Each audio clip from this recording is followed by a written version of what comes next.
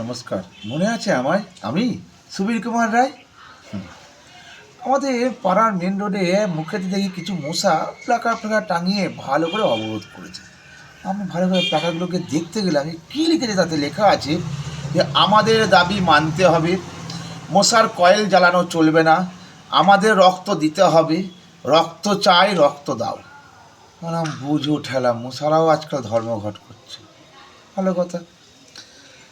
আমি ঘুমোতে যাচ্ছি, একটা কানের করে একটা মশা পি পি পি করে আমার ঘুমটা নষ্ট করছি।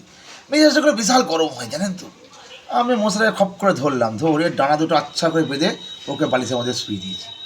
যেই মশাটা আস্তে আস্তে ঘুমের উপরে চোখটা বুঝে যাচ্ছে, আর কানের গোড়ায় গিয়ে আমি দেখ কেমন লাগে। হ্যাঁ, আমার গিন্নি না আমায় খাটে শুতে নেয় না। একবার উঠেছিলাম খাটে, খাটের একটা পায়া ভেঙে গেছিলো। হ্যাঁ, সেই থেকে সময়ে খাটে উঠতে দেয় না। না, আমার ওজন বেশি নয়, মাত্র 100 কেজি। আমি কি মোটা?